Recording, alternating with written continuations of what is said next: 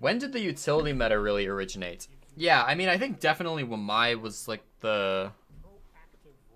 Wamai's release was sort of when we really got deep into it.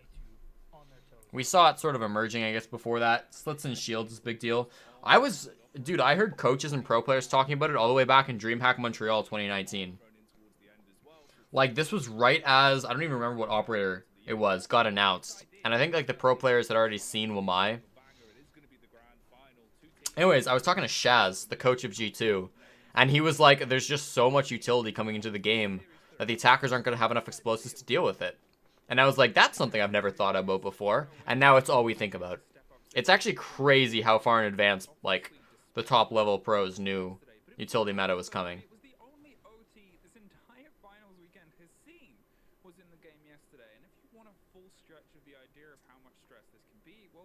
Yeah, I think it was like Wamai had or Goyo had recently been announced or something at DreamHack Montreal 2019.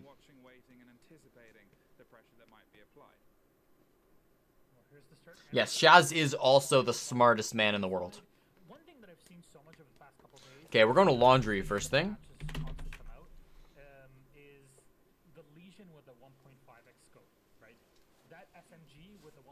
No, or is this meeting? I can't tell based on the outlines. This looks meeting. Ew, why are we going meeting? I guess it's GSA. Okay, meeting, you have a Valk, an Echo, a Mute. Fuck is this lineup? I guess it's like an Intel-based lineup.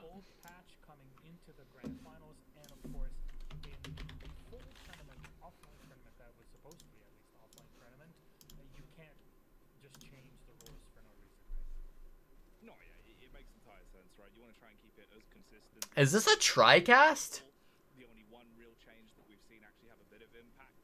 Okay.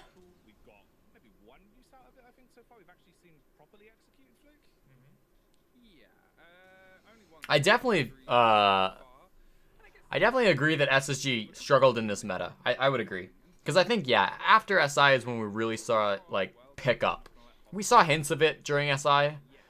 But I would agree that, like, this meta did not help Space Station. You're very correct there.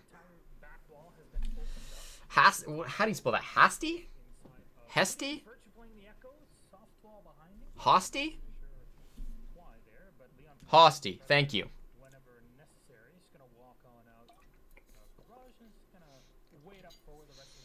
Husksty. Husksty. That's the first death. Leon will get the second kill. Equalize out.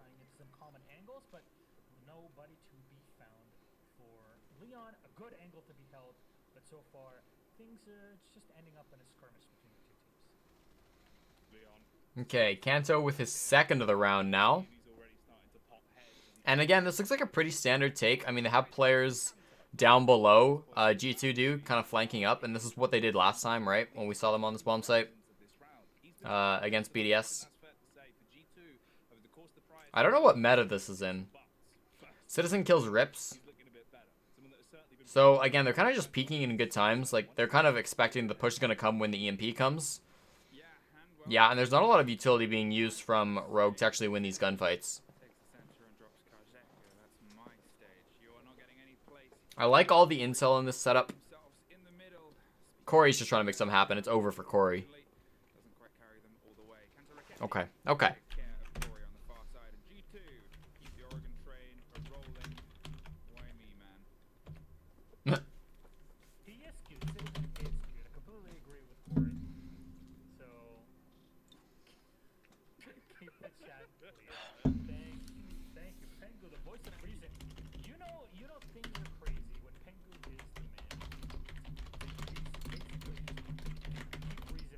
Again, didn't feel like Rogue did a whole lot to actually give themselves any advantage there. Like, they cleared out the utility, but then, like, you're still fighting into meeting. Meeting is a hard place to fight into and take gunfights from. You kind of have to, like, pressure from behind or use, like, explosives to root people out. Or pressure kitchen to really give yourself an advantage.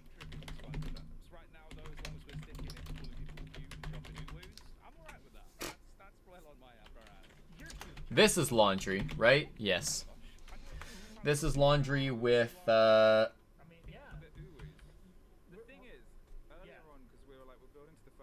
a mirror strat. I don't like that. Well, I won't go on that rant yet. Cast and trios work great. I don't know. You want to see the NA analyst trio do a TriCast? That could be fun. TriCasts are really fun if you're a play-by-play. You don't have to you don't even have to use your brain. You just talk fast.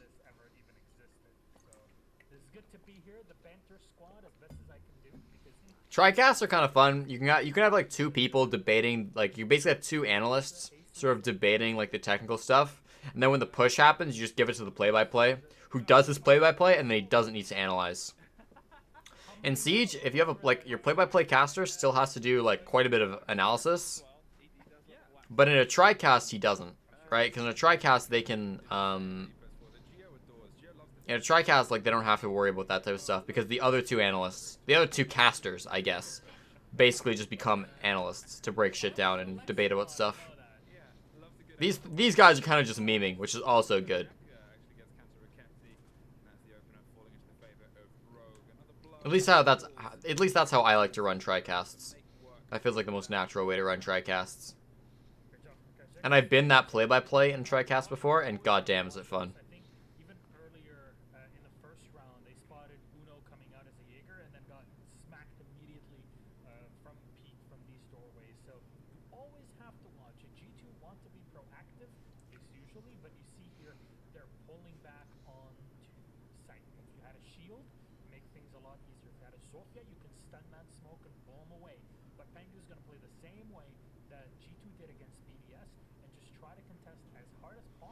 Yeah, I don't know if G2 really struggled that hard in stage 2. I think G2 just like G2 tied one too many best of ones, right? Or they like lost one too many best of ones and didn't make the major.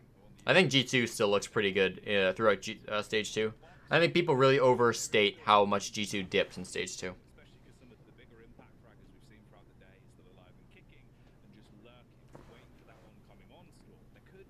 But I'm always happy to chat. Humbrus. And I appreciate you providing insightful questions.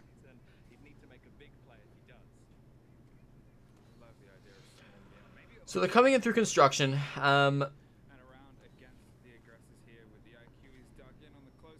That's a nice C4.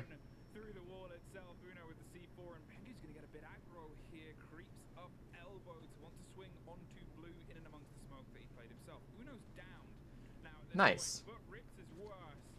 That shit like looks dumb, but it actually is like, it kind of works because you know where the attackers are coming from. You know he's alone in the one. And you know about what level his head's gonna be at because he's just gonna be behind those barrels. So okay.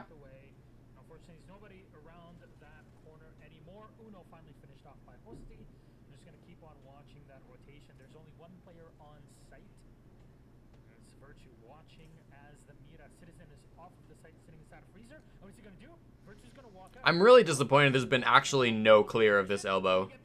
Like, the shield is still up. Like, let alone it being reinforced or whatever, but like, there's no pressure on elbow. I don't like that at all.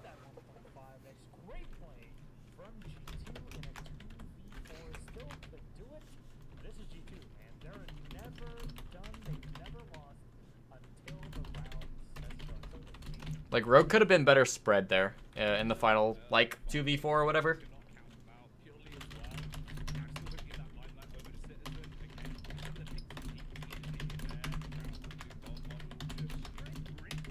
G2 have been getting super aggro.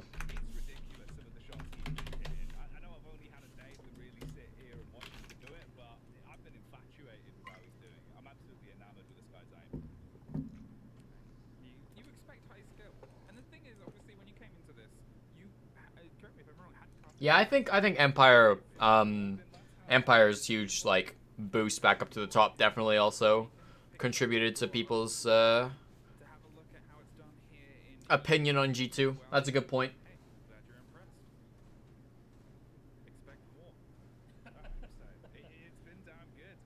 That's fair.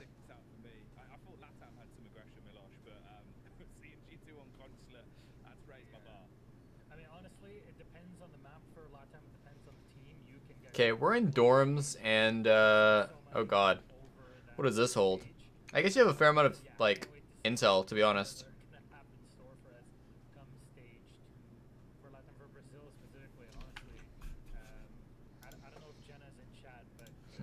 Yeah, they really aren't, like, holding down, with, like, a bunch of utility. And that might be partly because of the Wamai ban, but... This is old. This is old patch, too, because Ash has 2 charges and 3 stuns.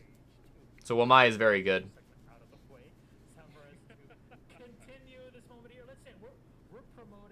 Yeah, I think Empire looked good. I haven't watched a lot of Empire, but I think Empire looked really good still. I think Empire looked like the 3rd best team in Europe. I'd probably put Empire, like, near Space Station level. Near, like, Space Station and, like, NIP. Not at the top, but quite close and certainly capable of winning any game and winning the Invitational.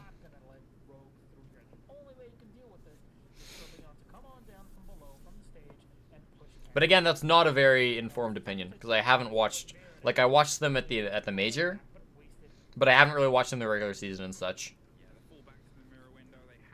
When we VOD review Team Empire, hopefully I'll be able to give you a better answer. Okay. So we're in tower now. We're trying to get on in if we're rogue.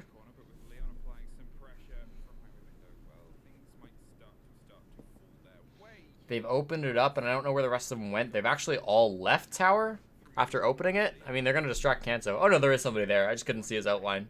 And there is somebody out the window as well who could get on the window, and he's going to challenge it and just slam Kanto. I wonder if that was a drone thing.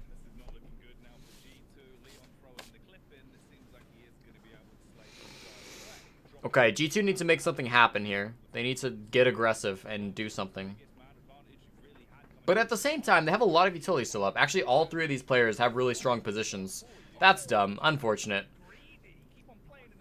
Uno tried to make something happen, but he got caught. And now it's an even worse situation.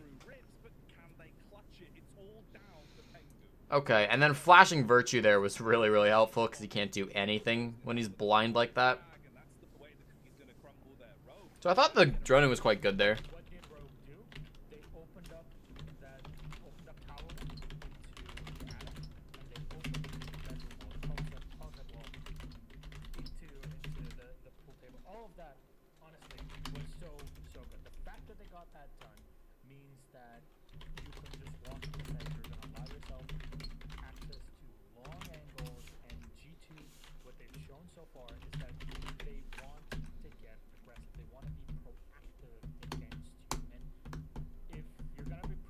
That's a lot of C4s.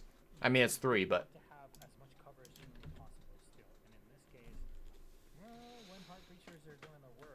This is probably another bulletproof because they're going back to meeting. No. Oh, there is, yeah. Not on Jaeger.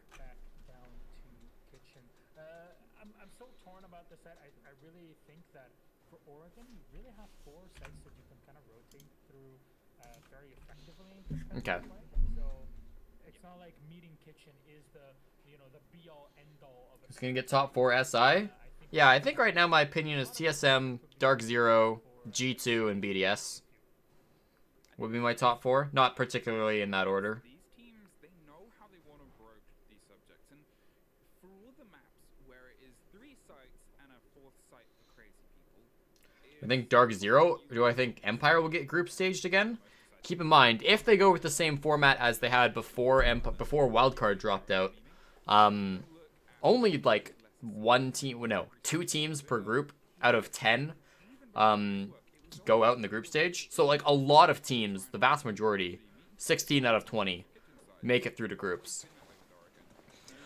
So like, if you have a team that's like decent, you're probably okay. You're probably safe, and you're probably out of groups. But with Wildcard being unable to attend, they did say they're going to rework the format, so who knows what that looks like now.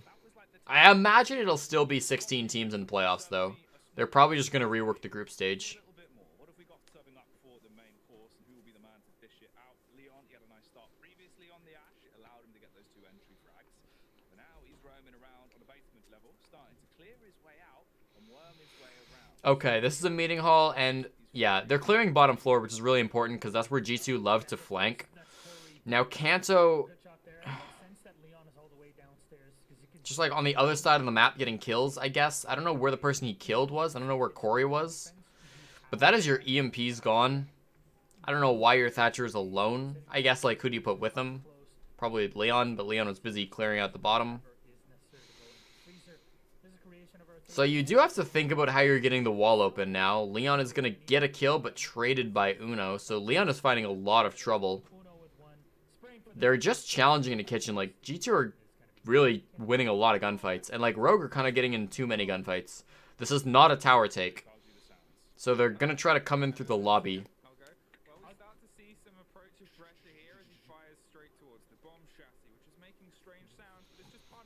Bandit batteries are now on that wall. Uno's going to drop back down to the basement. G2 are just so impossible to pinch down. And Rogue lost so many players early that, like, they are not up to the task to finding these roamers. Like, you have a minute and 2 players? Good luck, dude. 1 player? Good luck.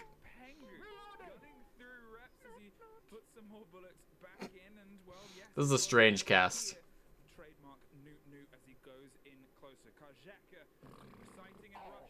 Well, they traded. That's cool.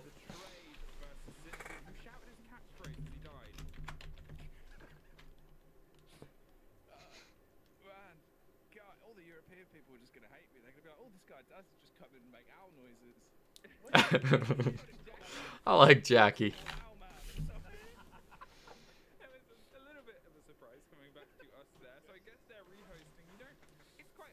All right. So G2 getting that defense again. They were kind of just like all over the fucking map.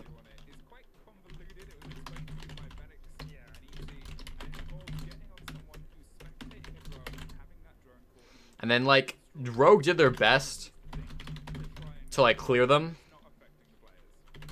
But they were just losing their 1v1s. And they were so individual in their own clear. Like we saw Leon all alone in the basement. The Thatcher was all alone.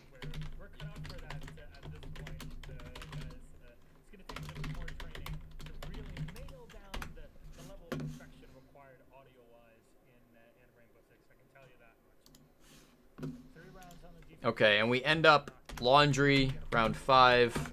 They didn't play any rounds off stream. And...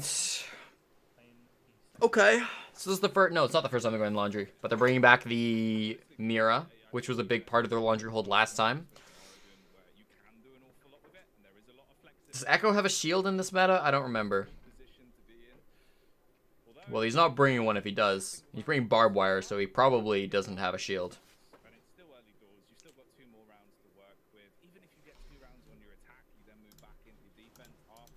And this map goes... this is a 7-5? Ah, fuck.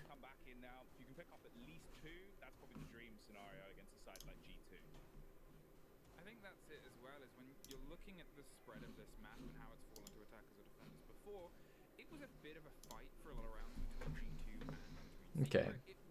Yeah, wildcard was Group B. We're doing the German finals. G2 versus Rogue. GSA Finals, technically. I don't want to say it now, dude. I wish the G2, like, weren't in the GSA. Like, that doesn't even make any goddamn sense. None of their players are German. 3 of their players are Nordic, so you'd think they would go in the Nordic, like, league. But no. They aren't. That's something that just, like, is totally irrelevant. But, like, kind of makes me upset. You know, like, throw them in the Nordic league. I get that they don't live anywhere in, like, Scandinavia, and I get that they, like, the org is German. But, like, just because the money's in Germany doesn't mean that the team should have, like, a German identity, you know? It's still, like, a Nordic team in my mind. And historically, it's been a Nordic team for a long, long time. So, this is my campaign pitch to put G2 in the Nordic League. Yeah, he has his drones and pretty good locations to slow down Rogue even more than the usual. I think G2 have found the right solution. Is that solution going to work the whole way through, though? Right now, 2 big impact fraggers down and out. Okay, so 1 player died on each side. I didn't really see how it happened. But either way, an Ashe for a Legion. I mean, losing the Ashe, now you only have 2 explosives plus EMPs. There's not a whole lot to deal with, though. Again, there's 1 deployable shield, so that's actually fine. And this is it. This is the shield. So, the shield better go down. Hosty's job should be to destroy that shield. Okay? Assuming it is, like, an actual blue push, which it seems like it is. Hosty's in position to do so. He's going to use his first grenade, perhaps, to clear a player? I'm not sure. He was prepping it. Looking at how things have fallen and befallen these teams before, G2 a lot of the times, well, when there was a lot of time being... Surely they've droned Kanto. They did destroy the shield, though. Surely they know where Kanto is. Well, Kanto misses his shots, and they beat him anyways. I don't think they knew, but they beat him anyways. They might be able to make something of it too. And they're looking good. They trade a 2 for 1. They do lose Hosty, but they killed Virtue at the same time somehow. But with a minute on the board, I don't know how Virtue died, that moment of the but it doesn't matter. has fallen into their favor. Smokes and swings, but nobody's home as of yet. Still has those unburnt ADSs to move and hide behind. Pengu's pretty safe. Uno is like nowhere even close to the gunfight. They probably should just push Pengu, but now Uno's going to be up to support. And these are old ADSs, keep in mind. This is a stage 1. Wait, is it stage 1? Or is it stage 2? I don't know. Either way, it's old ADSs. 20 seconds left. 2 versus 3 here. For Rogue, can they make this round work? Are they going to actually be able to get their way onto the site and shut down these final? Okay, now he's being cleared from the other side, so he pushes the angle because he sees flashes coming from his left, but it's still being washed. That's a really bad idea by Pengu. That's sort of just like poor game sense by him. Because he should know that there's still probably somebody watching there. No way! Uno is so good! Yeah, that shouldn't happen. And that's, I guess, the benefit of just, like, playing really, really passive the whole time and letting Pengu waste a bunch of time. Because Pengu did waste a ton of time. I mean, hey, more than a nuisance if it's Uno who's able to play that card and reverse how that round was going. Wonderful retake there, as he was able to put the pressure back in. One after the other started to fall to the gun's pin, and what a way to bring herself back in. 4-1 guaranteed. Their coach is German. Man, fuck the coach. Can they make it 5? And the CEO is Spanish. He is. Yeah, their analyst is German. Excuse me. Man, fuck the analyst. Yeah, like Rogue have a German core. Rogue makes sense to be in the GSA. Even though they used to be a French team. But, like, I get it. You know, they're a German team now. That's fine. Like, I think of Rogue as a German team. I think of G2 as a Nordic team. That's the difference. What's up, Gift Zero? You wanted Team 1 to win? Yeah, that was kind of a meme game.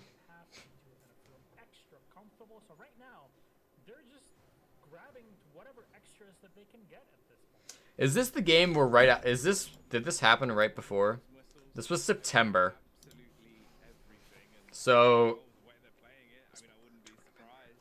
no, this should be the beginning of stage 2. Yeah, which means that after this Rogue did have their own stage 2. So Rogue were considered to be a really good team at this time. That's funny.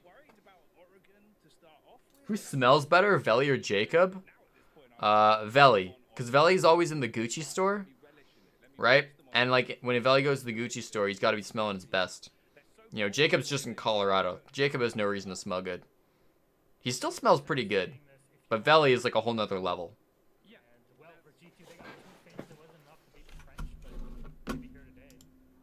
Okay, dorms. We got a Goyo, which I like. Otherwise, though, this is kind of like a scrappy lineup anyways. A lot of C4s being brought out. It's probably a similar lineup of before. Yeah, like Kanto's roaming up in T3. Let's see what he can do. T3 is always an exciting play. You're very much going to be on your individual skill. Uno lands a C4 into rips. That's your hard destruction down. That's huge. And as soon as that happens, they're like, reinforce attic, reinforce attic, reinforce attic. That's crazy. That was probably a C4 through the attic wall, too. They probably got that onto the stairs, right? That was probably onto tower stairs.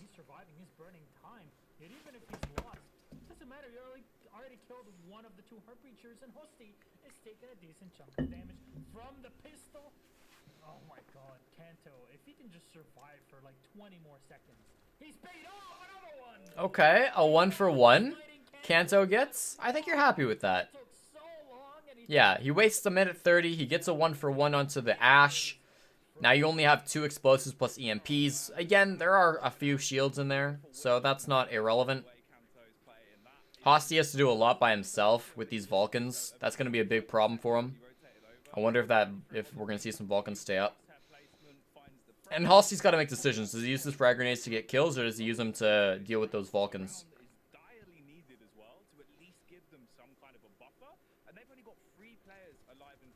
It was a really fun C4 strat from G2, though. And that's it, and obviously everything started to fall a little bit apart for them, and these little moments of surprise, these little strike moments are what can be so influential in a game of this caliber. This much pace, this much pressure, and this much talent in a very small space. Well, something's got to give, and so far, unfortunately, it's the heads of Rogue. Now then, as they try and double up on a big window. Corey's still looking for more. You can see Kajaka's trying to put some pressure from beneath too, but nobody is above the open hatch. A bird flies by. That's still so funny to me. Okay, so you've got 4 alive. We got attic, we got kids, we got dorms, and we got games. Karjak is coming up white. Again, Hosty has the defuse kit. He's big window. He's a lone big window, too. That's not good. You got to make sacrifices like that, though. Oh, okay, Karjeka runs on in. Does get down, and G2 just play numbers. Okay. So not bad. I think that really does come down then to the, the nice C4, and then Kanto at the top floor play.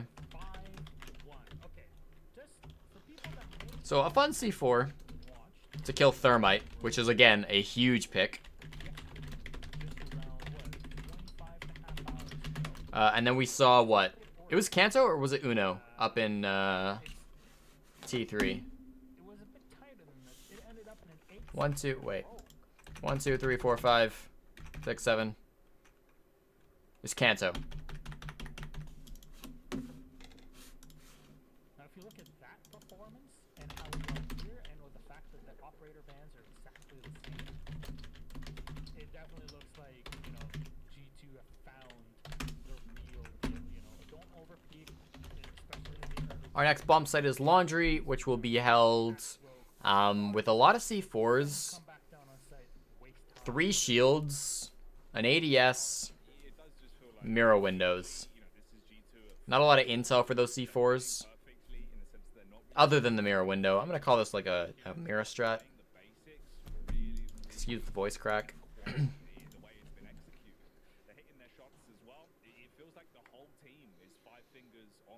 All of Canada smells like weed.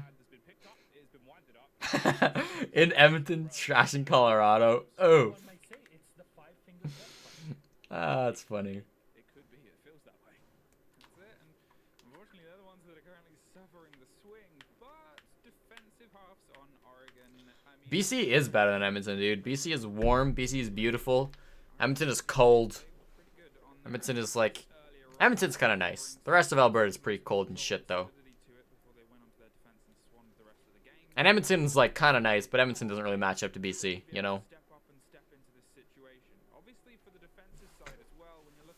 BC is the vacation home of like every Albertan.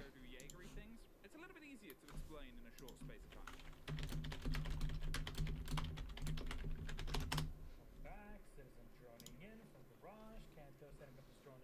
time. Okay, let me pay attention. So it's a tower take. We've got some pressure on... it's a tower take. We've got some pressure here. Probably going to be some players in construction, like Pengu with that defuse. Pengu is on hard breach. Oh, Virtue's on the Collie. That's cool. This is something Sternab was talking about.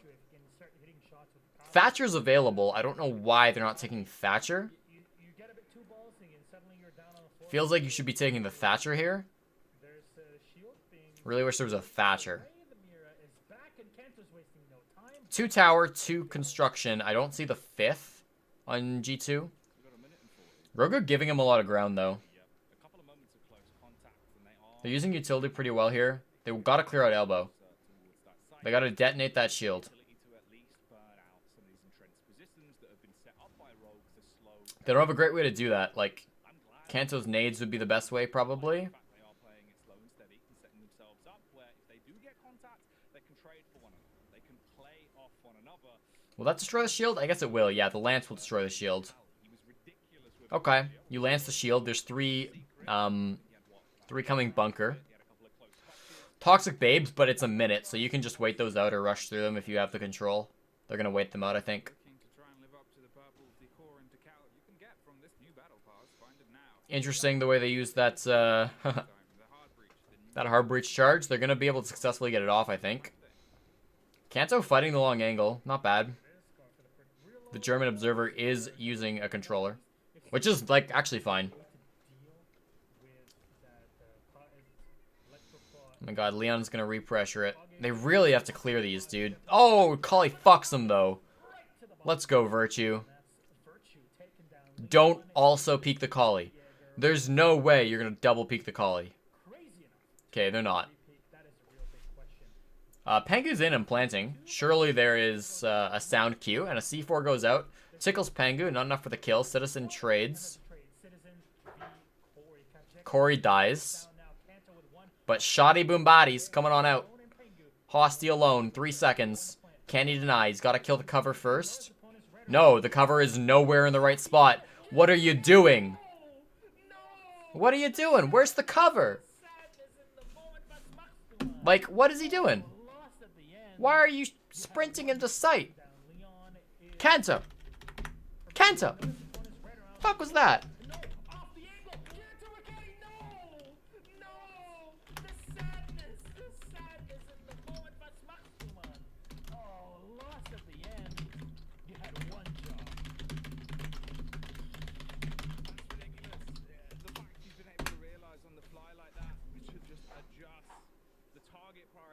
I wish we were headed to Montreal next month too. You thought Edmonton was very underwhelming? Really? Dude, Edmonton's like a gorgeous city. It's got a big ass mall. And it's really cold. I don't know what you wouldn't love about Edmonton. There you go. And it has the lead singer from one of your favorite bands. It's one of those things you either look back on it, laugh, or it haunts you and ends up on R6 pictures before unfortunate moments. See, the mall's pretty cool. The mall even hosts a fantastic Indochino shop where I got fitted for my fantastic suits that you saw me rocking on last weekend's broadcast. It's between the pirate ship and the water park. Say the name again? Fab, how do you say his name? I think I've seen the name Fabian? etched onto runes that decree the best player in the world. Yeah, but those are old runes, so nobody really cares. Okay, maybe that's Fab, just Fab.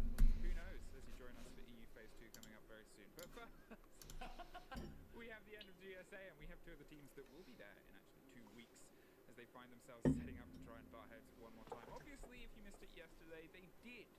Here it was a best of Our three. pro player gives the best hugs in my experience. Well, I haven't hugged Leon. I haven't hugged very many pro players, to be honest. Not in Siege, at least. In the past, obviously now it's a little bit more clean cut in favor of G2, but rounds like that, they can be tilters. They can definitely plague you. Hopefully they don't. And we've seen that E2. I don't know. I can't remember a pro player I've hugged. I've hugged like community members. And they bounced back immediately. They didn't really let it get to them. If anything, it kind of riled them up, and you saw that aggression utilized in the following rounds. The team that needs to be riled and really Probably Kanto though. That'd be my bet. with it. Obviously, you are in a I bet it'd be Kanto or Laxing. you concede anything. You make Laxing would just squeeze you so tight your fucking head pops off though. it's a best of 3, right? It's not a best of 5. You don't have many chances.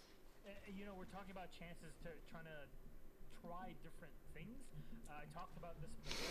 So it's a small tower take. It's your standard shit. Corey is gonna be able to kill Citizen. How does Citizen die there? Citizen should never die there. I think he opened up a hole and then maybe accidentally peeked it. Karjeka runs into a claymore. Okay, okay. Spotted out by a claymore. The wall Again, didn't see where that happened. Might have been big window or even no, it's probably big window other spot. or somewhere. Because here it's very easy to destroy those walls and open them up. You have a Habana, you have a thermite and a thatch. Kanto uses the long angle to his advantage. Corey probably shouldn't have peeked it, but he gets a Jaeger. They still have tower. Or they still have showers. And it looks like shower is going to turn into a hard point for Hosty on the lead. Here come nades. They did EMP to clear out any ADSs. Oh, wow. And they actually kill Hosty. Great nade from Kanto. He's done a lot of work this game. He does go down. Is Leon's flank going to be round changing? Is this where G2 go match point? And then just lose a million in a row?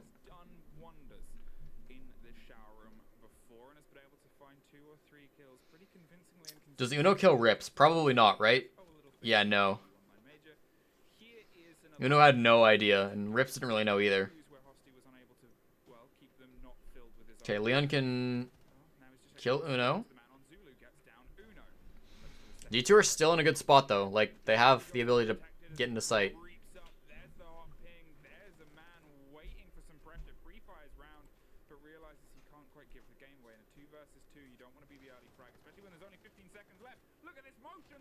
Wow, Leon just clutched it in the 4K.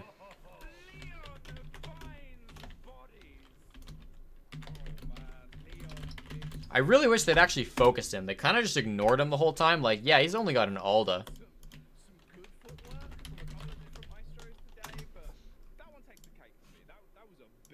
It's fine, I'm sure. I'm sure Leon won't do anything with that Alda. He only had 1 kill before this. Yeah, this is early stage 2. July talk. Interesting. Ooh, Pojo's a good pick too.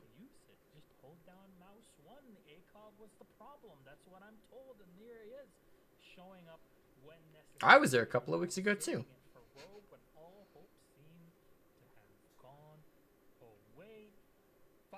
Let me know if you win the contest, Rat. I don't know if they I don't know if they've picked the winners or not yet. Something to watch out for, by the way, since as Fook was mentioning, at the start of EU League Stage 2, you're going to see these two teams playing in the league, and you're going to have to watch out for some of these operators, right? Yeah, a lot has changed.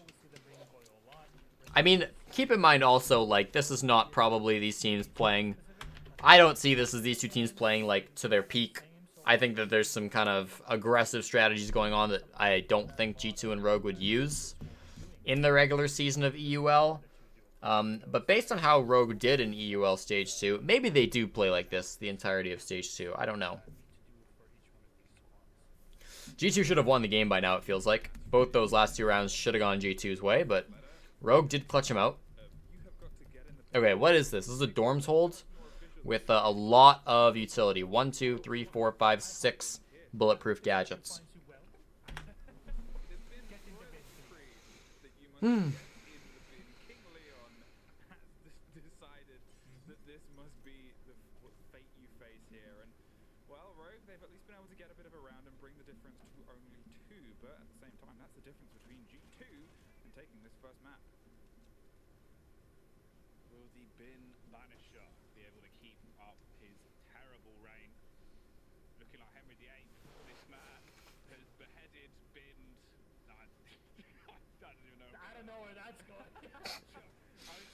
Alright, I apologize if I'm not talking too much in like the early rounds here. My throat is starting to come at me. I wasn't sure if Pengu was going to take damage here. He knows though, I don't. Good utility usage to start here. They know there's an Evil Eye, so Kanto's going to try to get that as well. Ooh, caught by an EDS. That's unfortunate. And Kanto should be out of nades now, so if he pushes...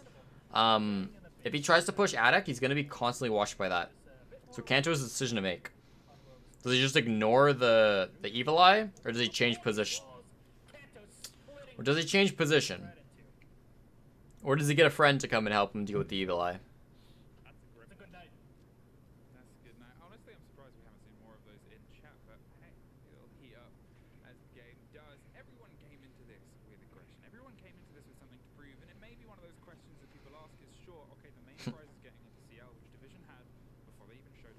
Okay, Hosty are just, Hosty's just like roaming around here.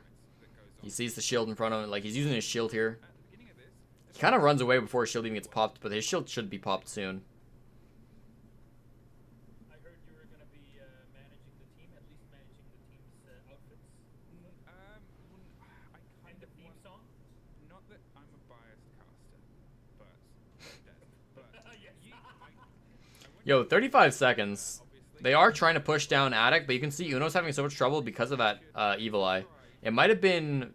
Oh god, this is ballsy. It might have been EMP'd. Virtue gets another kill. I don't know how that happened.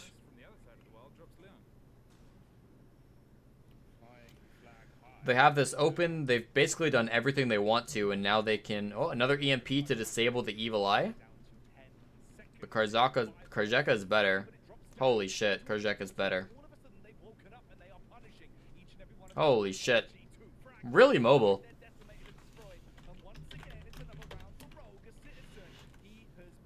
They had a lot of advantages, like pushing in there too. What were their drone? I don't know what their drones were like. That's sad. Maybe they should look at German renter protections. Is that a thing? Yeah. In Germany, I mean, in Germany, you have. By the way, since we're doing GSA League, here's a bit of a Not many drones. the more you know moment. In Germany, you can't actually get kicked out of the apartment unless there's like a real big problem, something that you created in the house, because otherwise. Putting people in the bin. Yeah, I mean, you just can't do that, because that's why you'll see a lot of your landlords be very difficult until they sign someone, because they know that usually the person will have more protections in the eyes of the law. That usually favors the renter. By the way, that is all part of all the research that I've been doing over the past 3 months. So great things here. How is the new house, Miller? I am not in there yet. You're not? Oh, it looked not. Can you tell all the casters and analysts to call it map point when it's map point and match point when it's match point? Once all of this kind of Map point is match point. Map point is not always match point. Yeah, I agree it's annoying, but it's kind of just habit. Like, match point is so natural to say. yeah, by the way, for everybody that's in chat, I am not a lawyer, so don't rely on my information. Nah, one match is a best of 3. Actual lawyer. I don't consider match and map to be the same thing. Yeah. Or send out a postcard at 123 Fake Street. I would say match point and series point are the same thing. I'm gonna Google that, see if that exists. 1 round difference, 4-5, 1 round difference, and we'll But I see what you're saying. It's all just words. I don't know, dude. if you were to expect these games to go all the way, yeah, you'd be pretty right, as they did yesterday, and because these are 2 teams that are both hungry and ready for this, you've also always got to have a little bit of an asterisk on this game. I know we've joked about the EU Phase 2 starting very soon, but it's an important thing. That's an interesting distinction, though. Guys are playing for bragging rights and a bit of kind of money and pocket change on this, but when it's 2 T1 teams, oh wait, it's not just 2 T1 teams, it's 2 of the top T1 teams. 2 of the top tier 1 teams. Oops. Big points pockets and parcels that are a little And Rogue never won a game again. Leon kills Karjeka. Okay. to this round So, because obviously BDS were able to take them. that's on Big Stairs. He just peeked that shit? One more big chance. Or Karjeka kills Kanto. Wait, what the hell happened? Leon killed Kanto. Okay. Yeah, I think Leon just peeks that shit. Super long angle. Continuing on to drone, there's the hatch opened up. So wasting no time. This is the great thing about G2 is that, you know what, we're holding angles, waiting for those pigs, or waiting to destroy some utility. There's somebody else doing some other thing at the Okay. same time. The thermite is off, destroying the hatch. Now you look at the thermite Once again, all the way around big tower take. to the ash, where he's gonna be necessary later. They don't have great, like, area. They don't have great control. They could even, like, maybe shoot those X-Kairos. Peeking around the corner, and déjà vu from what we've had. They only need 1, and that's all that they'll get. Destroy that mirror window. Who's peeking over it? Oh, There is an Evil Eye back there as well. They really don't have a ton of utility cleared out yet, but they have still some time. barreling down the There's still a fucking 9. There's still an elbow shield as well, which is kind of worrying. Virtue, fat shot to smash up. Let's see if he'll be able to smash in some faces and leave them laid out on the cold hard. Uno should be about to kill this. Okay. Uno can kill the shield. Feeling the base ripple through. Once he starts Does not need to peek this while Rips is here. weights as well. Ready Okay, I think he heard it. like an elite No? Beyblade to try and do some damage and punch Pop the shield. inside of G2 for now. There it goes. Slowly backs up further away, backpedaling into a nice angle. Citizen set ablaze, and he's lucky he ain't been sent off to the burn. Citizen's got to be careful. He is safe, though. Dangerous spot to be in, especially when you're looking at the very limited movement you can make around that pillar. With 30 seconds left on the board and still 5 guns on defense to get through, and even more utility. They're trying to wait and bait and hope that this Hail Mary play of Dig Pengu in and get the fuser down. Okay, Pengu's gonna swing for kills instead of planting. That's probably, honestly, like, not that bad of an idea. considering they have, like, so many toxic babes, I imagine, and C4s and stuff. All over the place. This is over. Really, it's those early picks. Like, good swings and good utility usage from Rogue. Yeah.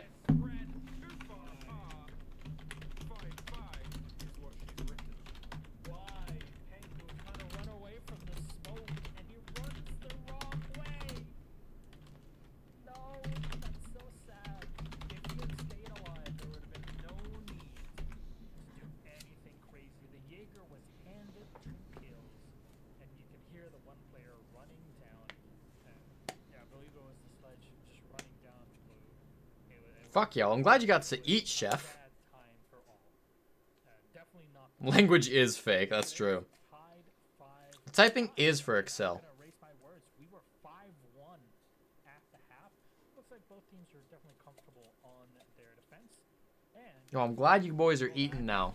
look at their matchup yesterday. It ended up in a 4-2 for both teams on their defensive side. So, you know, maybe G2's one Dining once again. A lot of utility here. match, but right now it's looking pretty close come the defense. Yeah, it does seem like finally now we're seeing obviously the true form from Rogue.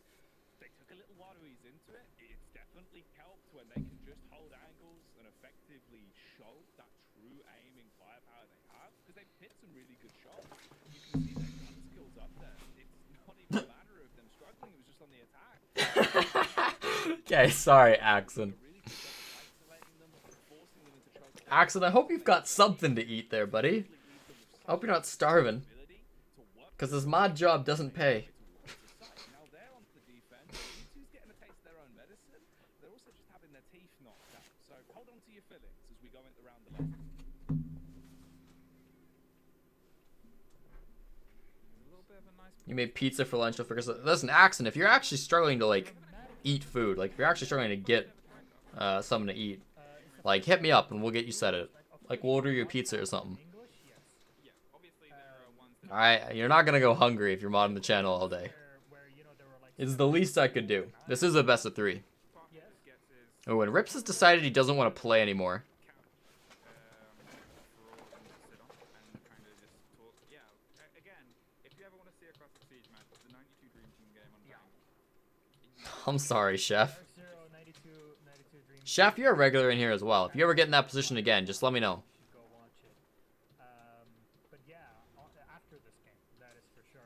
Yeah, But here, yeah, official first ever TriCast that we have had. Lots of fun to be had in this tight Interesting, this is the first ever TriCast they have, though. I like it. I mean, it's chill, especially for, like, the GSL Finals.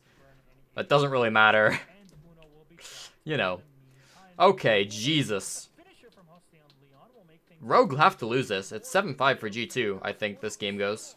on the floor somehow in this situation. I don't know how they managed to claw this one back. Bring this one back, but Uno will get picked up.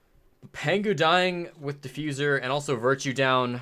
You actually, I mean, with the disconnect, you don't have a whole lot for like, wall denial. and now as they start Other than just, like, some pressure here against Showers, you know, reinforcements. running and keeping an eye onto the potential destruction and bodies that are littered before them from the bottom of this small tower. 5 and 50 seconds. They know they need to try and make something work here, because obviously so far this has been a pretty clean sweep into the favor of Rogue. And well, it's tough to make matters neat here. The bullets are sprayed and peppered, but unfortunately no one's truly home. Zilip's trying Here to comes a grenade. replicate what stuff at Hosty before. I don't know if that actually got anything. That feels like that just missed. 28 seconds. Ah, shit. Whizzing by. Everyone's going to be panicked. They're going to be forced to make a play. They have to Okay. up, and unfortunately They've equalized now. All it took was 1 kill, obviously. wide open. With that, And Citizen gets a kill as well. They're kind of just peeking these things, for the defensive to be honest. Kanto gets a second. That's incredible. How to pull back a 3v4. Really, that disconnect saves them. To be honest, that disconnect is incredible. That's very lucky. Unfortunate. Although, also, maybe they don't go for that aggressive stuff if they lose the disconnect, so who knows. Don't really know how all this works. You can't call for a rehost if we're something like 20 to 30 seconds into the round, and if somebody takes damage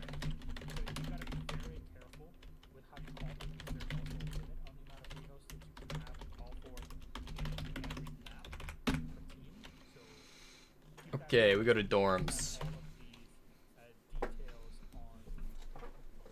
You can go through that on the website with all the details. Usually for What does it swap to? that is Goyo, I was gonna say.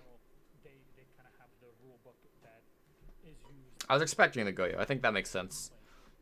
You're stacking up harder on your utility dump. The IQ for the Capitao is okay. It was 2 players and 1 down on the floor.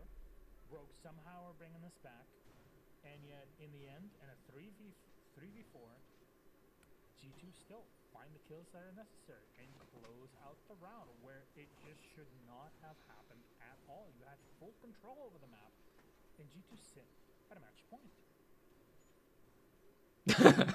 Axon just doesn't want to get up to get his food. Yeah, that's fair, Axon. So adept at delivering. Look, let's ask the chat in the meantime. Chat, what do you think? Is this going to go to OT or not? For all the Germans, plus thanks to. I'm thinking about posting the stats sheet afterwards. Is this going to go? If you've seen some other streams, you'll get an idea of what it looks like. That's the big question. Here's what last game for the best of 5 ended up looking like. Move on to map number 2. Continuing through this, G2 are bringing pretty much the So that was G2 versus BDS. Final round here on dorms. think about plus the heartbeat utility. We're gonna jump pretty quickly into the second map because I want to be done in about 35 minutes here. Miller. Everyone seems to be popping off about the idea of this one going towards an overtime, and based off what we had seen when these two faced off before in this tournament, that's probably quite a realistic position we could end up in. It's been damn close. Rogue losing out for that prior round in an unfortunate manner. That's only going to knock them All right. to really try and flex their muscles coming into this one. I have to agree. I feel like this is going to go 6-6. We're going to be in for a real treat for Rogue. I can definitely see it. We had this right yesterday when these two played against one. You get a player sent off, you play harder. Play more aggressively. Play more aggro and bring yourself something in. You're 1 round away from bringing this map to an OT. Okay. Swing these past few rounds, and well, hey, what else can you do with it? At the same time, G2, they have a life, they have a breath of fresh air. So how did G2 win this hold? Again, last time on their dorms, it looked pretty good. Like they kind of got everything open that they wanted to. Secrets start hot and then start to fade as the games went on. They They did manage to get the tower open. just for their endurance's sake. Not that they can't go the distance, sure, but preferentially, you want to lock this off decisively. There's no maybes in this one, so I don't know if Furia has changed my opinion too much. I think some of the finals have changed my opinion a bit. I think I could see TSM. I might be leaning more towards TSM winning the Invitational now. yeah, this definitely is the map so far that can bring it in for any team starting off on the defense, but no, the angle from Virtue kills Hosty. Okay, damn. so determined to take down Citizen that Virtue just peeks out and grabs a free Good teamwork from G2. G2. A great entry. Wildcard also kind of moots my opinion to an extent. Thermite. The fact that they aren't going to the Invitational. To try and do some damage as we have 40 seconds left on. You're still looking at the utility here, right? You're still worried about the Evil Eyes in sight. You're worried about the shields. The Evil Eyes can be EMP'd, and they probably will be, but... Oh! Excuse me. Yeah, that would be good. Chucking out the nitro, decimating his Virtue with another one. Really working with his team here. Virtue got 3. Again, like, Rogue needs to be playing this more passive. Just chill. Like, you can sit behind your utility. You don't need to be dying before the execute comes in. I guess this is the execute. Yeah, and it puts them in a very dangerous situation. Goes in close and manages to Ooh, I like this play from Rips. through. It's not gonna work, but... Takes care of them. They can't get the intel. Knows there's one of the windows on that side. The worry is where is the last. A run out on a window set. Doesn't quite see them until too late. Oh no! It's replications of when NDK run out, and well, it's a similar story. here, 'Kay. though. It falls. Also, did Fluke just reference the Evil Genius Empire game? That's tough. Okay, G2 banned Capitao, Ying, Valkyrie, Wamai. And if you're wondering on the order of the bans, defense always bans first and last, and left to right is the order of the bans. So G2 must have banned Capitao Wamai, and Rogue must have banned Ying Valk. Unless there was a rehost. Yeah, well, But there wasn't. for a lot of teams, a constant ban on We go lobby, and this lobby hold looks like... Lessons learned from G2 just today. If they had just taken lessons learned from today, We have another Echo. A lot of Echo from Europe on Consulate, which is interesting. I'm excited to see if that sort of carries over into SI. Because that's something I haven't seen a whole lot of. either way, that was it, and they've removed that aspect from G2's play. The G2 defense was nobody is allowed within 15 feet of my building, or I'm telling. And they just gunned everybody, and that was led on from information. Intel, they knew what they wanted to do, and it was all outside the perimeter. Rogue ain't gonna play. I think VP are better than people give them credit for. Let's see what they're gonna go for. Yeah, that's a good point, Yumplet. I like VP. So for people that are watching, you can get 4 sets with price 2. It's a pretty good deal. Then we're gonna have our UK caster pack in the game with the great bright colors. Can we get that, please? I think being versatile on like a fragging role is very important.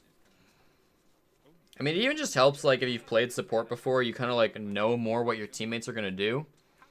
So like, you know, you can help IGL in some circumstances depending on the dynamic of the team, and you can like kind of anticipate what your teammates are gonna do better if you've played their role. You know? I'm interested in seeing what the meta for Halloween is going to be this year, because I feel like it'll have to take quite a big meta change. I want to dress up. I like the Twitch. That's interesting. It'll help you quite a bit against the Evil Eyes, to be honest. Because a lot of times what people will do is they'll kind of just leave their Evil Eyes in places where they're not able to play around them. I mean, not in this case with Pengu just standing right in front of his Evil Eye, but a lot of times you can kill Evil Eyes with Twitch drones. You will be at some point. That does somewhat rely on you shooting first, though. It's the run out, and it's gonna be found. Corey with a refrag on Virtue. 1-to-1 trade. Smoke for the Twitch. So your smoke runs out to kill the Twitch. That's tough, bro. What? With no mute in play for the round. Why? Utility. Why would you run out with smoke, Virtue? Yeses. What are you doing? The Okais, if you're lucky, makes sense. So I would put it in an even trade for this one. Just both of these two operators can have a big impact. This will be 7-3. I don't know if that's really worth it at all. That feels like it's not worth it at all. More after kind of NA told everybody that it's not worth it, and understandably, there's a yokai drone sniped. Good play. Nice Nice adjustment. Good reaction shot. Hopefully some more reactive play is yet to come. We do still have a nice chunk of time left on this one. Down to about A minute left. The attackers have the top floor somewhat. They don't have really CEO. They could get into Projector. Although with these bullet holes, maybe not.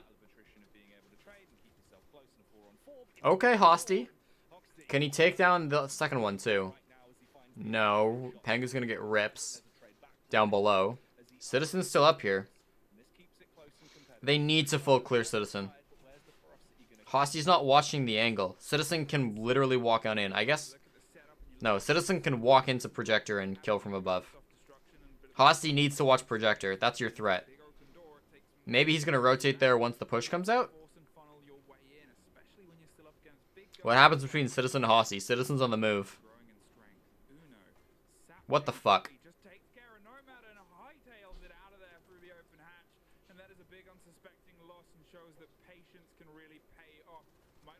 Yeah, they don't have a lot of drones. I mean, Hosty won his fight. Uno rotated up. That's really smart. Sad.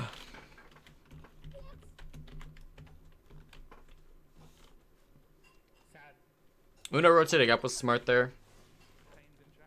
And really it was that fine, like, it was that Jaeger play that really did it. Rogue, unfortunately, lost there.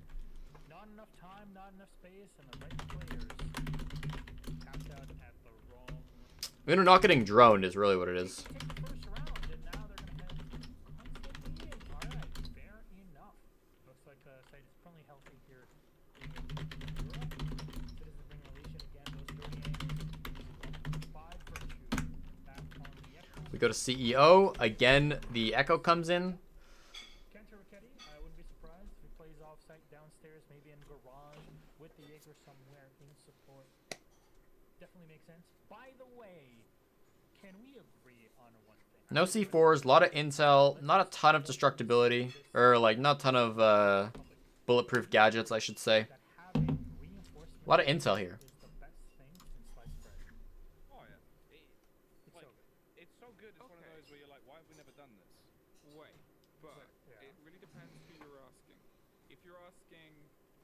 let's take a team as an example. Let's take Navi for an example. If you're asking Doki or Joe, who just want to try and get as far away from site as possible at the beginning to find a window they can throw themselves out of, great, fantastic. They leave all the work to Kenny. Kendrew there is, you know, he's got a lot he's got to do now. He's got a lot. Yeah. You know, that's an excuse though, so you can say, you know, I did my job in the early game. I set everything up. I did the SimCity. I was your engineer. And after that, you know, I'm gonna. Who flexes for TSM? Yeah, Bolo. Level 3, and that's all you need me to do. Right, like Achieved is gonna be the sledge. Merc is gonna be the entry. Yeah. Chala's gonna be like flank watch, and Bolo's gonna be like. Yes. Bolo's usually more flexible. Bolo will be like the Zofia. I don't know. What do you consider to be flex? Is the Zofia gonna be flex? Is the Nomad gonna be flex? If you consider flex to be flank watch, then it's Chala. But Bolo is usually more of like a flexible player, I would say. Comes out from underneath. Citizen has thrown themselves out of that window before, but it's not actually Citizen. No, it was, and he's gone back round. He's a bit close and a bit ready. Roles are hard in Siege to properly define. But the worry comes now for the body that is on the top of stairs, who had to just get out of there. I'm not sold on that position from Pengu. Why be there? You're gonna know there's gonna be somebody on. Okay, I didn't see what happened, but Milos was criticizing the position, so I'm gonna say bad positioning. Oh yeah, no, we did see it. Hosty shut him in the bathroom. Windows are good, dude. Rogue have yet to enter the building. Don't play. Top floor. On consulate. It's bad. Because he's just going to die to windows. You're dying to hatches. You're dying to windows. I hate it.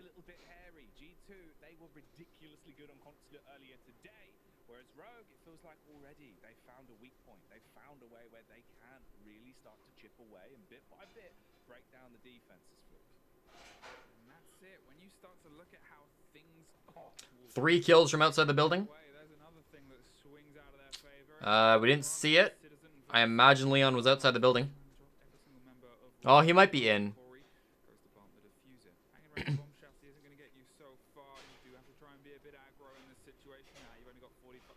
No, Leon was on the... was that Leon?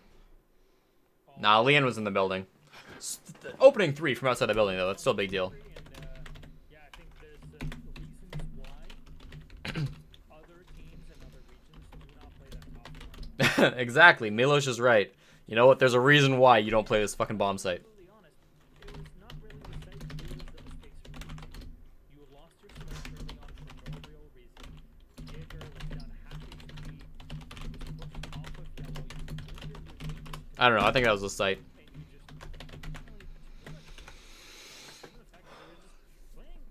The default positions, there was nothing special about what Rogue were doing. The only thing that might be a bit off, quote unquote, off meta is sending Leon as the Ash to run up Spiral, but that's about it in the late round. Otherwise, that's standard as it gets.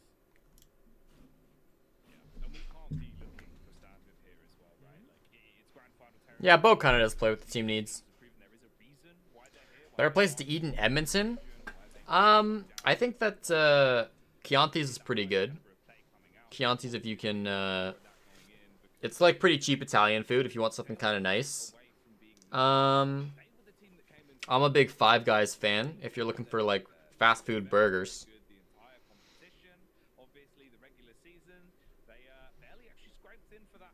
Trying to think what else I'm really a big fan of. Snowy Dessert on White has some delicious like Korean ice cream stuff, and it's amazing.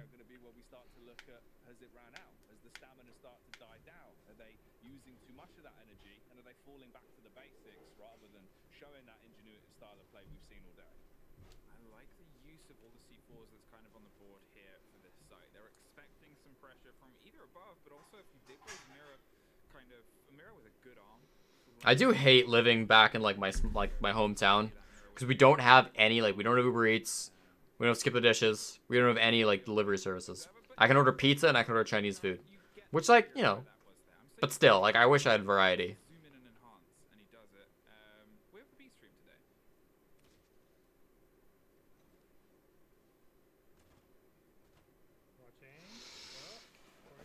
So I didn't check out the whole hold. Are they? It looks like there's a roamer up top. I couldn't really tell. Might just be one guy. No, I think there's a couple. Kanto the opening pick on a Leon, so they were trying to clear him, it looks like. There's only two actually down below. I wonder if this is a bathroom hold. It looks like it is with Kanto and his outline where it is.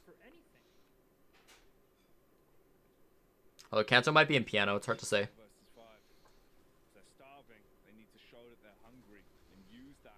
So G2 are ignoring the top floor. They lost Leon and said never mind.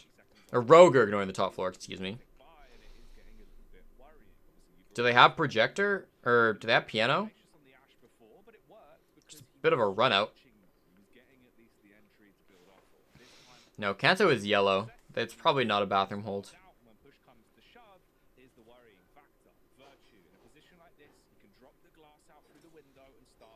Okay, sure. Hosty's just like, hold up, wait, we didn't clear top. Let me do that real quick. Okay, you're good.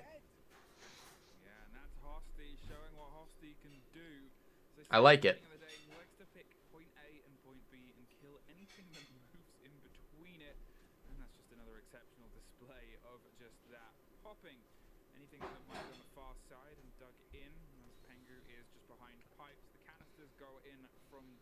There's G2 using the shield that Sternab hates.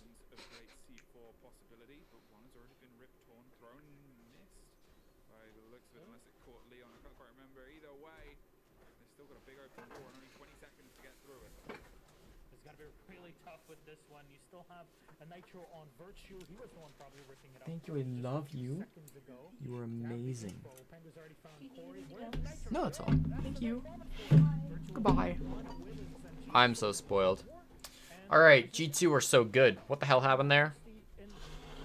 Was it the top floor? I'm actually going to rewind this a little bit.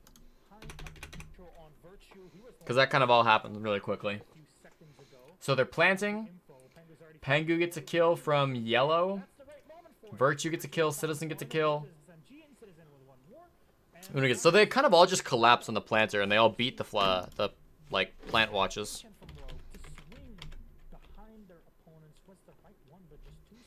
G2 are looking behind them too.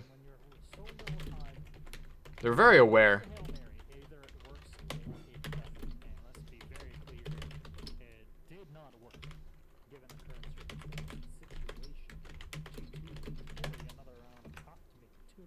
Okay, we go to lobby.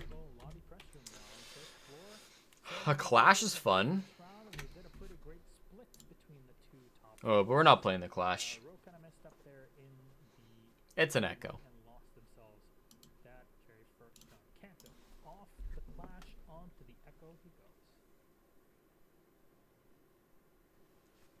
What was that Italian place? Chianti's? It's like CHIA or something. I don't know. Chianti is like a type of pasta, but they sell like a bunch of things.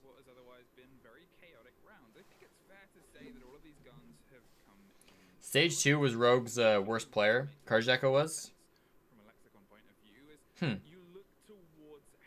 That's interesting. I wonder what's going wrong with Karjeka.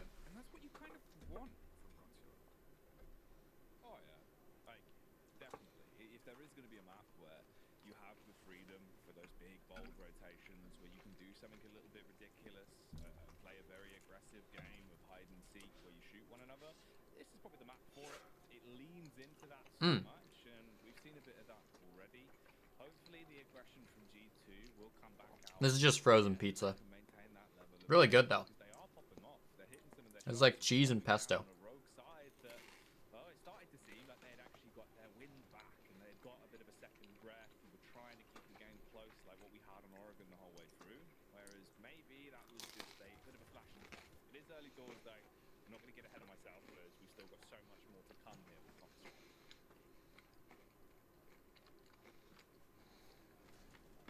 Around the corner, oh my God! Okay, Leon. Virtue did not see that one coming. I can tell you that.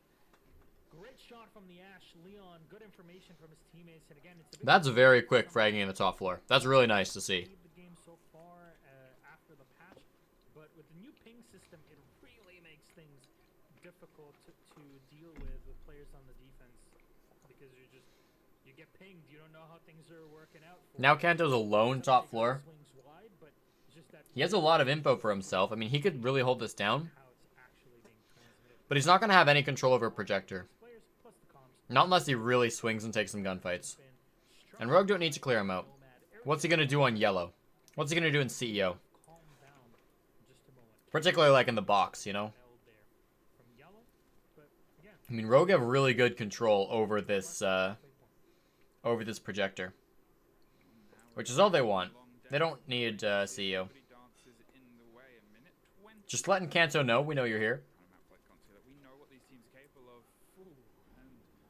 Leon with the second, probably through the floorboards, although I don't know where Leon is. Yeah, probably floorboards. Then rips from the door, gets one. G2 are getting desperate now. They're swinging on everything. And Leon shuts him down. Really good start. And then I think G2 realized that they don't really have anything.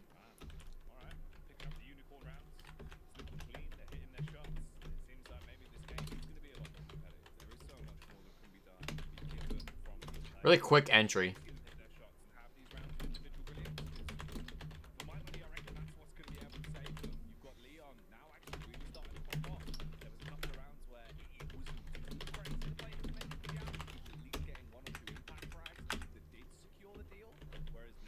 Oh my god, they're going back to CEO.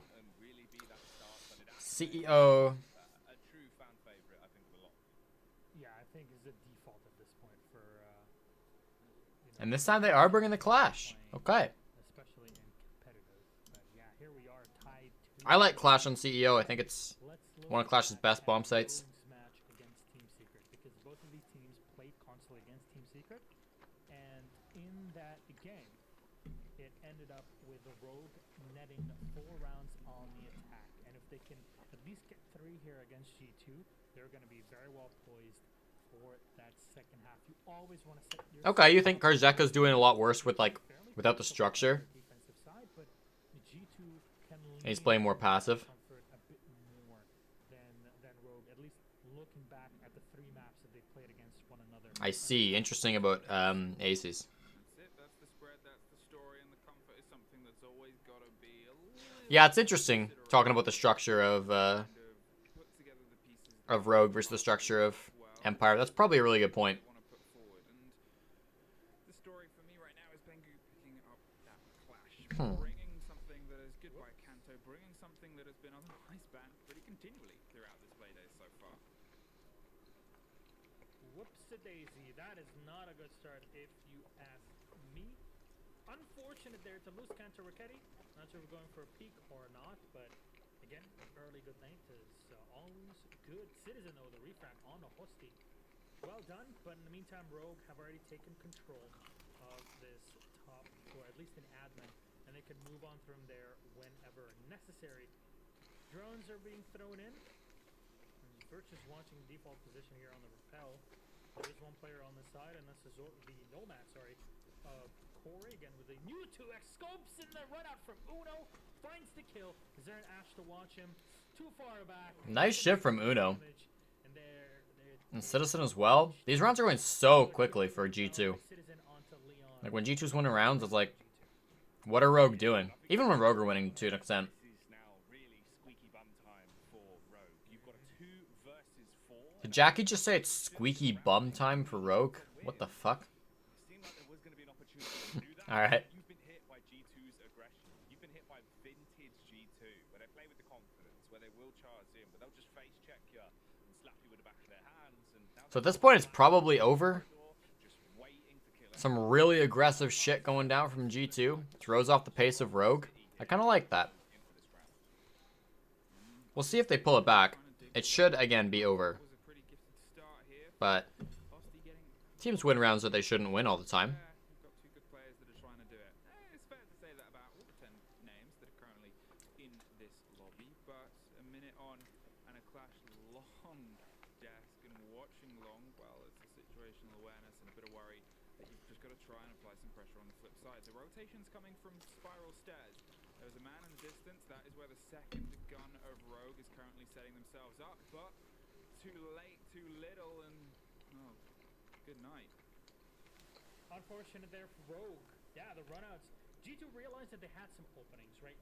And they Okay. definitely made it hurt. The moment that they could jump out, it's a difficult play, right? Because how do you determine that that is the right moment for you to run out?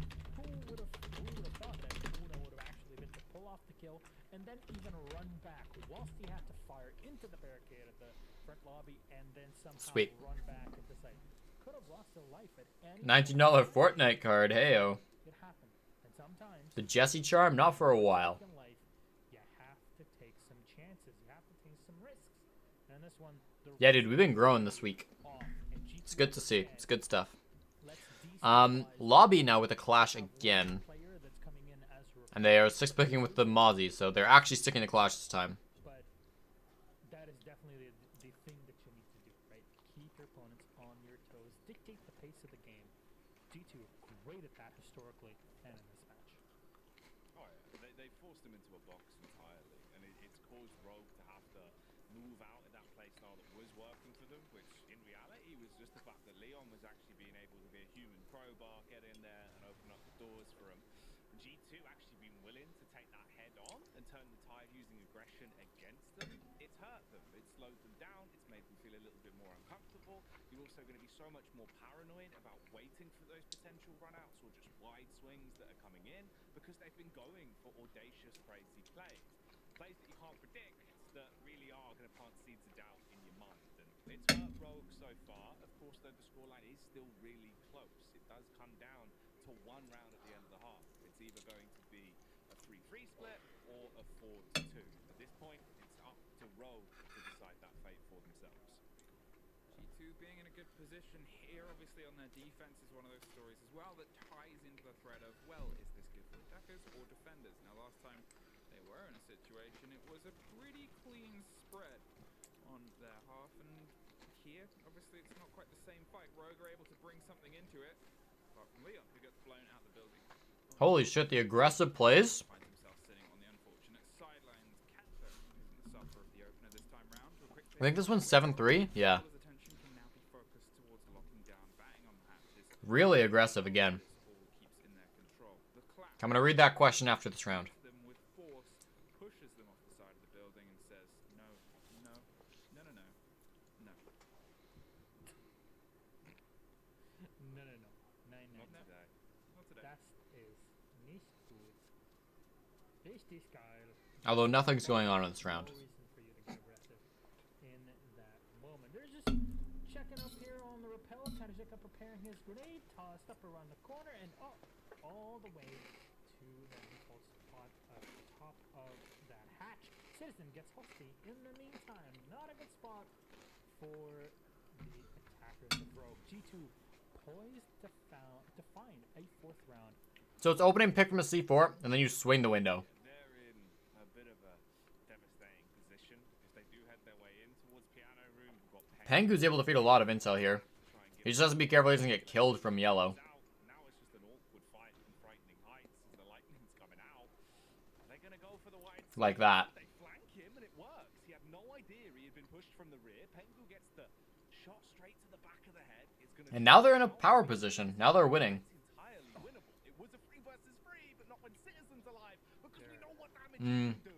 A triple kill. It's not up to him to get the final frag. I see. In the back line, there's So honestly pretty good, but the fact that Citizen's able to swing out and like get those 2 kills, really huge. The first person should have killed that. It's not on the Planter to lose that fight. 1.5x on the T-Buff. I know I've said it like 17 times so far, but it is so good. And it's being used and abused, and it's completely understandable. Also, somebody in the chat said no, so for this horrible German. I beg your pardon? You gonna take that? Alright. I have The concept of winging around they had no business winning.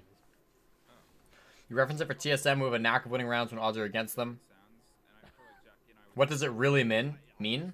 If they won it, don't they deserve it? No, definitely not. I think, you look at the first, you look at the setup of a round, right? And you can see, the team that gains the early advantage, the team that wins the early round, right? Or the team that are supposed to win the round, right? The team that puts themselves in a 4-on-2, a minute 30 in. The team that's able to, open everything and clear everything and get power positions and maybe get a frag. They're the team that's supposed to win that round. And then, shit goes sideways sometimes. Sometimes you see a team, running onto the bomb site, right? And that's what happen. This is what has to happen.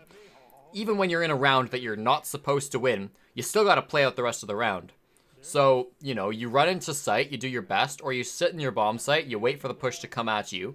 And if you're in this disadvantaged position, you know, sometimes Siege is an FPS. You frag out hard and you win the round even though you were in the disadvantage. That's really what it means. Like, if you're winning a round you're not supposed to win, you're winning a round that you had a huge disadvantage in, right, heading into things, right? Because when we reach the point of the push, you can sort of put odds on that, right? You can give odds to every push. And, you know, pushes aren't 50-50. You push with advantage if you're doing well, but if you failed in the early round, you're going to be pushing with disadvantage. And winning a round you shouldn't is winning a push with disadvantage or losing a push with, or, you know, like winning a hold when they had advantage. And so there are absolutely, this is something Flynn talked about when he was on the other day. There's something to be said about teams that consistently are able to win rounds. Like, every team is able to win rounds that they're supposed to win. But, like, the best teams are teams that win rounds that they're not supposed to win. You know, and it's really, it's a mental thing, largely. It's a clutch factor thing. It's a game experience thing. It's an individual thing, but it's also a teamwork thing, right? So it's like, it's not really about your utility. It's not really about your game knowledge. It's all about, like, how you react split second when things get thrown at you, and if you can hit your shots. So yeah, there's definitely a conversation to be had about, like, teams that win rounds they're not supposed to have won. I hope that helps. And let me know if, like, if that didn't clear it all up for you at all, because sometimes that happens. Alright, this is kind of a meme lineup on defense. Not actually a meme, but, like, you know, it's focused on just fragging.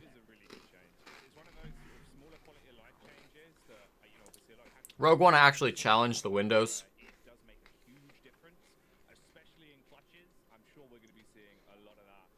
So they've given themselves tools to do so.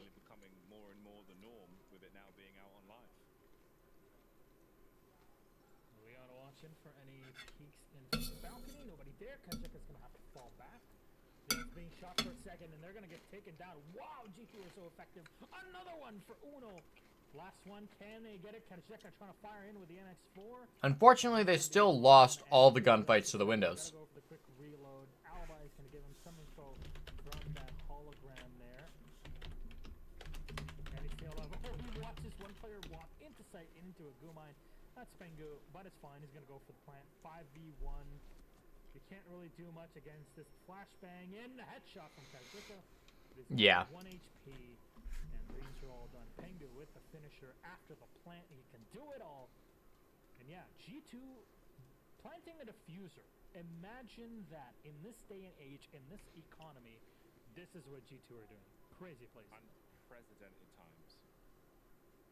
It's, hey, is it the end times? I don't know. Yeah, definitely. That needs to answer and stop it being I think, like, separating between, like, gun skill and strategy is one way to do it. I think that, like, you can give your the important thing to note is, like, you're not necessarily winning, like, you're not necessarily supposed to win a round because you win on strategy. You know, you can frag out in the early round and then now you're supposed to win the round, whether you win it or not, and still set yourself up for a round that you're supposed to win, or a round with advantage. Like that round, the push didn't really come in until it was like 1v5. So G2 are supposed to win that round, and, like, there's almost no way they lose that round, and they don't.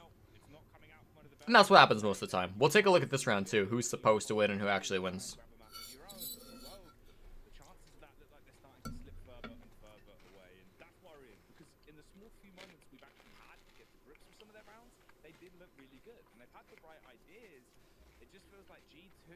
All in all, they're absolutely giving it with the way they're playing. Confidence is an all-time high, and as we all know, if you don't have confidence in Siege, you've already lost. Jackie, a hot take here for a moment, but Go on, mate. at least G2 can choke a 2-0 in this tournament. True. True. So there's something to look forward to for all the G2 fans out there. By the way, these are German nationals, the GSA. Germany, Switzerland, and Austria for the DACH region. So there it is, information for everybody. Deutschland, Österreich, and Schweiz. So you've got Uno up on the top floor on a window. Wait, it's just saying there. Not a window we can vault in, but still an angle. It says on the tin. Are you just trying to get in on their really awesome really, advantage in this round is going to go to how it's going to be based on how the top floor clear goes. If they can get the top floor cleared out relatively quickly, and they get some kills with it without losing too many members, they're fine. If they get the top floor, they're going to get top floor no matter what. But if they get the top floor and they have to lose 3 players to do so, that's not good. Great start. Pengu with the opening pick on a Hostie. And Leon's taking a bunch, yeah. So now he's in a lot of trouble. If he gets picked off, boom, advantage for the round for G2. But if Leon makes this play, and Leon surprises them and gets a kill here, with the time on their side, you could argue it's advantage Rogue. Not quite yet, though. And so Rogue are like swinging right now in the mid-round and going for kind of crazy stuff because they want to have advantage going into the final gunfight. Right? When the push comes, now it's going to be more even. And now they have advantage. Look at that. So this round looked like it was going to be advantage to G2. But Rogue got aggressive. They took some really like kind of scary and risky plays. And it paid off. And now they're going to be at advantage when this push comes in. Now, that makes it a little less likely because Karjeka should have just left. I don't know why he was sticking around. He had low HP. But still, you have a minute. Now, Pengu opening up holes in the floorboards, that's going to be a big thing that gives advantage in favor of G2. That's probably going to be the biggest. Similarly, if there's deployable shields down on the bomb site, that's going to give advantage to Rogue. So it's not all man count that we're worried about here. But man count is a big part of it. Information is huge, right? How many drones are alive? 3 drones, one of which is in pocket. That's not a ton. 2 drones alive now for G2. So they're really not going to have a ton of information here. That's going to put advantage slightly in favor of Rogue. Ultimately, while this is looking even, Pengu hasn't opened very much because he's been scared the whole time. I'm going to say this is advantage Rogue. They're hunkered in, right? They've got a couple of, like deployable shields in the site, and they have intel. Pengu's in the bomb site, but again, they have intel. Now, you're playing like a moron when you're doing that. I don't know what the hell Rips is doing. Pengu's going to end up with a triple, but this is the final second. And look, the diffuser's up on the roof. He's looking for the fucking planter, but there is no planter, and he just hides. Okay, dude. You have the diffuser, and you don't lose that. That's... like, diffuser was upstairs. They didn't have the diffuser, right? Am I crazy? Yeah, nobody has diffuser right now. It's sitting upstairs. And he just hides. So, I think advantage, because they had all that intel, and they had the yokais that could have gone for a plant, and hugely advantage because they didn't even have the diffuser. And Rogue win the round. Look, it's G2. They can only plant once a series or else something will That's hilarious, dude.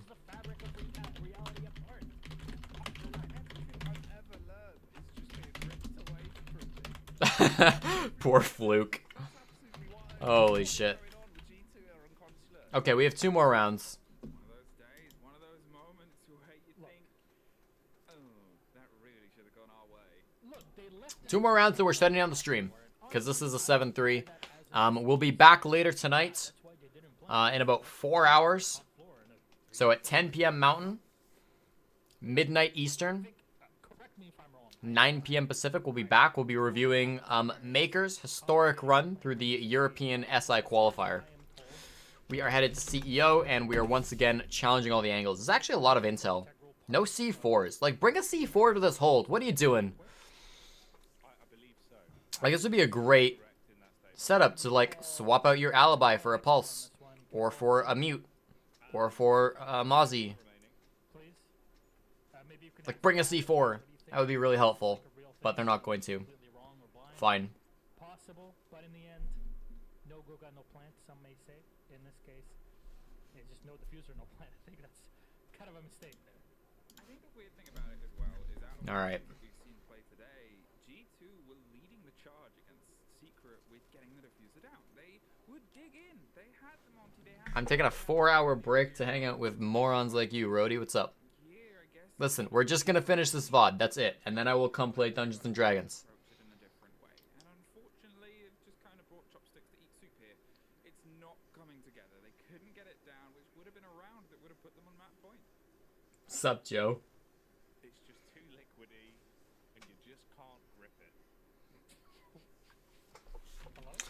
Alright. Again, Windows. Ethan eating super chopsticks was just given. The site is bad. I think we're confused about why that wouldn't work. I'm just giving the backstory. Thank you for explaining why you shouldn't eat super chopsticks. I got your back, Flu. You know, I'm sure there are people in. Yeah. Because you've tried. I'm aware of the, you know, the inhibitions. So Leon will get the opener, challenging the window. Fair enough. Takes down Kanto.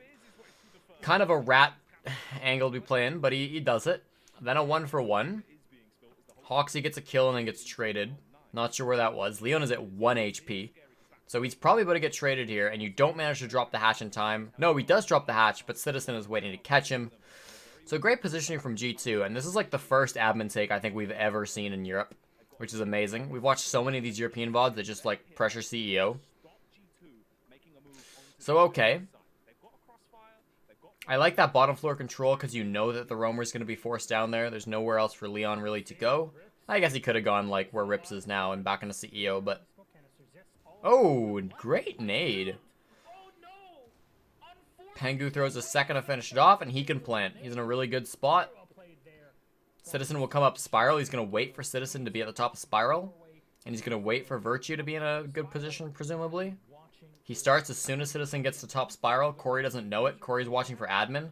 Oh, Corey actually gets it, though. Nobody pressures him. Back behind the shield. But Virtue exists, so it's over. Virtue kind of like failed his job at covering. I guess he wasn't like covering that angle. Nobody was really covering that angle if Virtue was pushing into Projector. But, still, you know. He fragged at the end, so it doesn't really matter.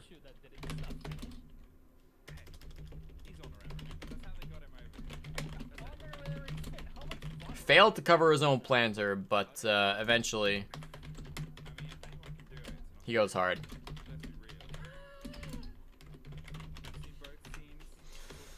We go back to CEO, and people wonder why Rogue got so bad in stage 2. Usually, and Australians, we all know them. We know what they're capable of. That's true. We're at 6.5 hours today.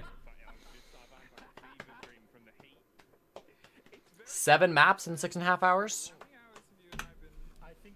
That makes sense. If I had started on time, I wouldn't be late for Dungeons and Dragons. Let that be known. If I had woke up on time instead of like half an hour late, we wouldn't be having this problem. So really, is it my fault? I don't think so.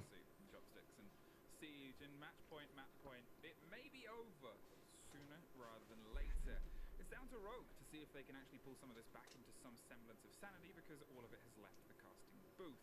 There is the possibility for them to lock in some strong rounds, and they are. All right. Last round, and then we'll shut it down for 4 hours. They get feral, and most importantly, they get good. And I think that's what they need. They're bringing a C4 this time. Just like I said, bring the Mozzie, please, instead of the Alibi, and look what they do. Because you have a fair amount of intel. Oh, what the fuck's happening? Okay, you're peeking, you're spawn peeking on your Echo. But you kill the Thermite, but it's also CEO. Sad state here in the early game for G2, but let's just pull back and talk to everybody for a moment. G2 are 1 round away from being... This is probably, it looks like, is it another admin take? Uno will kill Hosty, so never mind. Uno kills 2. Are those both on the first floor? I have to imagine. Although I don't know why Rips would be on the first floor. We're just not gonna see where Uno was. It's okay. We weren't curious anyways. No, Uno was an admin. Does that mean Hosty and Rips were both an admin? That's a little sus if they were. Either way, I guess we're traded, and look, it's a 3v3. So a lot of time means we're probably an advantage G2, because they have 2 minutes to set up what they want to do. They only have 2 drones, which is very few. They only have 1 drone.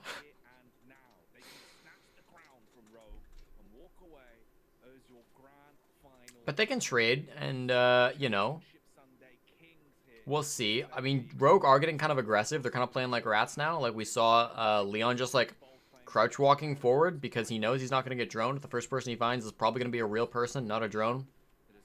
Citizen is on his drone. The holy last drone. Lock this out now. Otherwise, if they find themselves being stretched across a third and final map, it might Yeah, and now Leon is in kind of a rat spot, which is probably not going to get droned. God, and they're still droning like bottom floor. I mean, again, like they have the time to do this. That's okay. Corey is doing the droning for his team. Makes sense. Leon is now watching the Visa stairs. He's going to retreat down the Visa stairs, and now he's opening himself up to actually, like, be shot from behind or something. He doesn't know their positions. You literally could have just held an angle. Like, if he sits by the vending machines that whole time, he probably doesn't die there. Or if he just, like, doesn't look out the window. But he just gets so antsy, you know? No 1.5x for him. He's running the hollow in this one. And, like, now your team's gonna lose. Karjeka never used his bulletproof camera, which is, again, hello? If only you had impact, buddy. Oh, no. He's gotta swing it. Oh! Swing! Okay, that's good, that's good. All you need is the 1v1. And Corey just has to hide.